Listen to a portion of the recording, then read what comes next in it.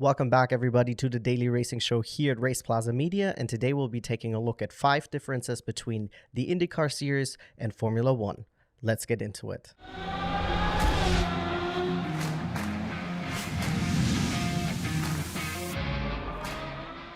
Competition. When it comes to competition, there is quite a significant difference between IndyCars compared to F1. Formula One is an international competition. They actually visit up to 5 continents throughout their season, as well as they have up to 20 drivers competing at the same time on the grid, if everything goes well for them. And they race on a mix between race and street circuits, where IndyCars, on the other hand, they can have up to 33 drivers on the grid at the same time. Some of those drivers actually don't participate full-time in the IndyCar series. And also very important to keep in mind, the IndyCar series is a regional championship. So that means even though they have people from outside of the US competing in it, they never leave the US throughout the season. Also, IndyCars race on ovals, track, and street circuits throughout their championship cars. IndyCars in general have larger engines compared to F1 cars. Their main emphasis is on reliability and cost control. They used to be, however, way more complicated back in the day, but IndyCars as we know it are a little bit more simplified.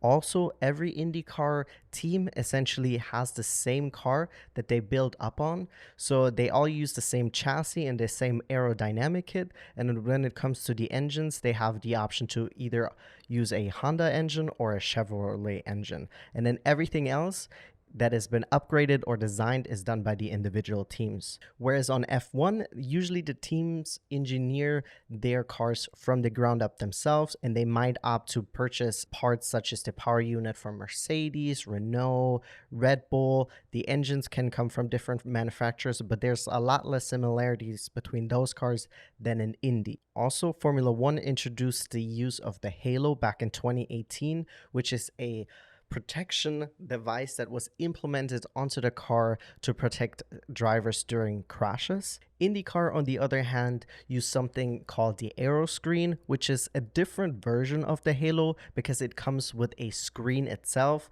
to protect the drivers from any type of debris that could potentially cause any type of injuries to the driver. And then the last thing about the cars that I want to mention is that is also very important is that Indy cars actually don't have any type of power steering, whereas F1 cars do. So that can make Indy cars way more difficult and physically taxing to drive. Let's move on to the point system. The point system is quite different when comparing both of those championships. F1 awards points from first place all the way down to 10th place, where first place gets 25 points and the 10th place gets 1 point. Also, an additional point can be gained during a race for completing the fastest lap throughout the race, but you have to finish in the top 10 to be awarded that extra point. Whereas the IndyCar series actually awards points all the way from first to the last place, which could be 33rd place. Winning an IndyCar race will award you a total of 50 points, and you can actually win an additional point for qualifying in P1,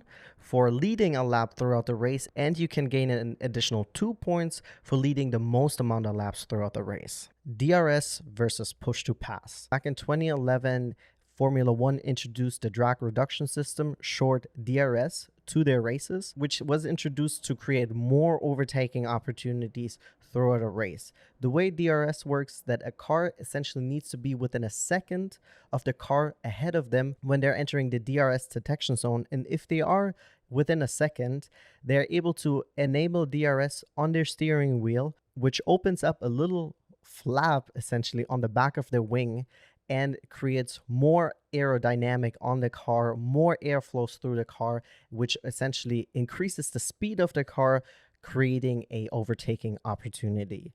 Indy cars, on the other hand, have a push-to-pass, also known as overtake button. When activating the overtake button on the steering wheel, an Indy car can gain temporarily 60 horsepower. However, the overtake button is not available during every race. It is only available for drivers on non-oval races, and they can only use it for a total of 200 seconds throughout the race. And on top of that, they can only use it for 20 seconds at a time. However, in contrast to DRS, they don't have to wait for a push-to-pass zone in order to activate it. They can actually use it at any time they please. So whether a driver wants to use it to defend a position, to overtake, or just in general to increase their lap time, that is up to their own liberty. Last but not least, speed.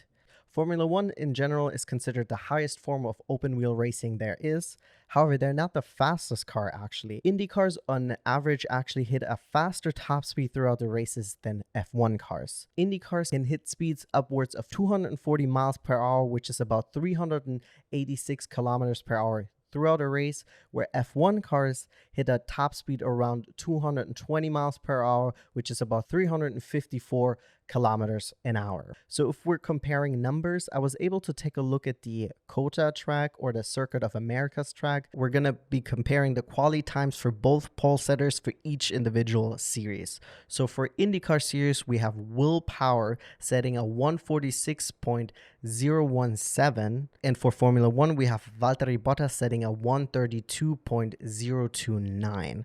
If you're a fan of either of those series, those numbers are probably not surprising to you, but if you're new to either of those, you might be surprised, even though Indy cars are so much faster in a straight line, why are they not faster around the track? That is because F1 cars are built to be fast around the corners and not as much as straight line speed. And those were our 5 differences between Indy cars and Formula One cars. However, before we wrap up this whole video, I do want to point out this video is about highlighting the difference and not to put one over the other. So if you're a fan of one series and not the other, hopefully this video will give you an incentive to check out the other series. Or if you're a fan of neither, maybe you're now curious to check out both. But once again, this is not about showing how much better one is over the other. This is just here to show the difference. And of course, as always, thank you guys so much for tuning in. As always, like and subscribe, and I'll be seeing you guys here tomorrow at the Daily Racing Show.